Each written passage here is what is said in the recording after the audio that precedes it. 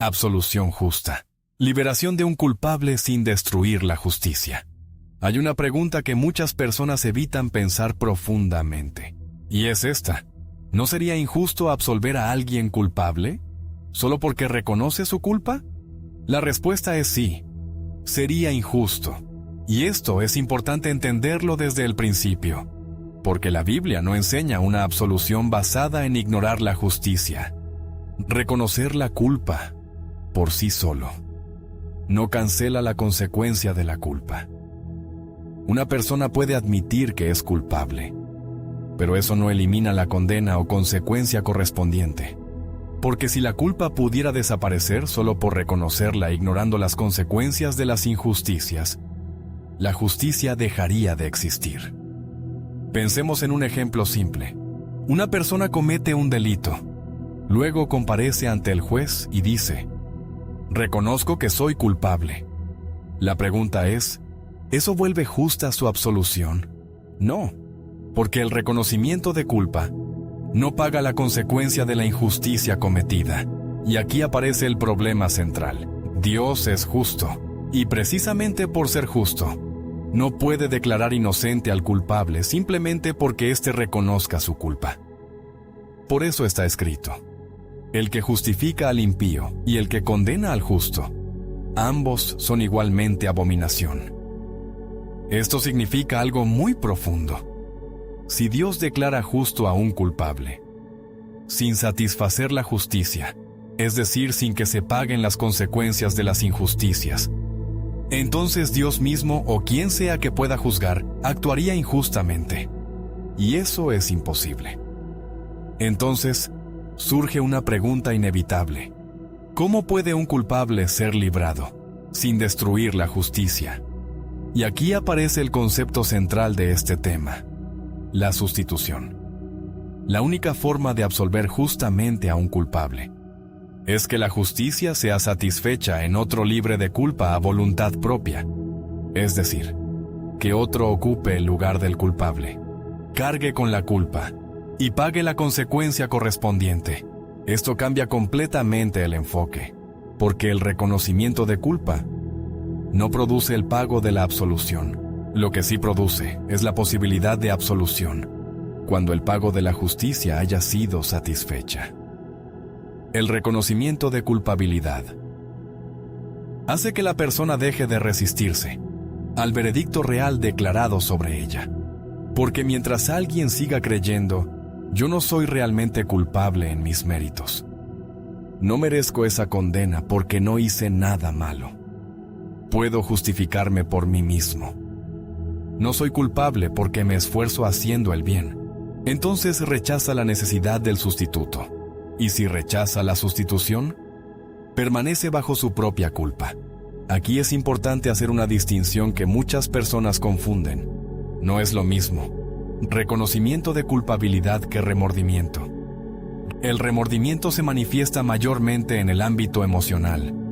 Una persona puede sentirse muy mal por lo que hizo, y aún así, seguir justificándose en sus propios méritos delante de Dios, y no en los méritos del Cristo que pagó por sus injusticias. Puede llorar, puede prometer cambiar, puede intentar mejorar, pero seguir creyendo, en el fondo, que no merece realmente la consecuencia correspondiente en sus propios méritos. La persona sigue dependiendo de sus propias obras de justicia para declararse libre de culpa. En cambio, el reconocimiento de culpabilidad es otra cosa. Es un cambio de pensamiento. Es dejar de creer, por mis propios méritos estoy libre de culpa, y pasar a reconocer, soy culpable. No puedo justificarme por mí mismo. Si puedo librarme de mi culpabilidad, necesito algo más que yo mismo. No hay obra justicia que yo pueda hacer para librarme de mi culpa. Eso no depende de emociones, depende de reconocer una realidad. Y aquí aparece otro punto fundamental: la consecuencia de la injusticia que muestra el Dios de la Biblia. Es muerte. No es no existencia, sino la existencia eterna pero separado de la justicia, es decir que sin Dios ni las cosas de Dios. La justicia exige consecuencia. Por eso Dios no puede simplemente liberar al culpable, porque éste pidió perdón o porque se sintió mal. Si la consecuencia no se satisface, la justicia es violada. Entonces, si el culpable no quiere cargar con su propia condena, alguien libre de culpa debe sustituirlo voluntariamente. Y esto es extremadamente importante.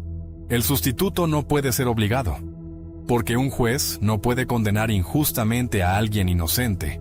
Por eso el sustituto debe entregarse voluntariamente, para cargar completamente con la culpa del culpable. Y aquí aparece la profundidad del mensaje bíblico. Dios no ignora la justicia para mostrar misericordia.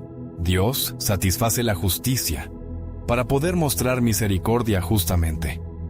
Esto significa que el amor no destruye la justicia y la misericordia no pisa la realidad. La justicia permanece intacta. Por eso está escrito: al que no conoció pecado, por nosotros lo hizo pecado. No significa que el justo cometiera injusticia. Significa que cargó judicialmente con la culpa del culpable. Y aquí aparece algo que muchas personas nunca consideran seriamente. La salvación no consiste en que Dios decida ignorar la culpa. Consiste en que la culpa sea resuelta justamente. Y esto explica por qué nuestros méritos no pueden salvarnos. Porque el problema no es solamente moral, es judicial. No se trata de mejorar conductas, se trata de resolver una condena real. Por eso, delante de la justicia de Dios, solo existen dos posibilidades. O el culpable paga su propia culpa, o un sustituto libre de culpa la paga voluntariamente por él. Y el culpable puede rechazarlo invalidando el pago para sí mismo, o la hace efectiva reconociendo que solo en méritos del que cargó y pagó es inocente y libre.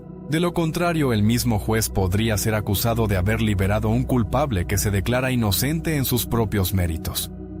No existe una tercera opción justa. Y aquí volvemos a la pregunta inicial. ¿Sería justo absolver a un culpable solo porque reconoce su culpa? No, porque reconocer la culpa no elimina la consecuencia correspondiente.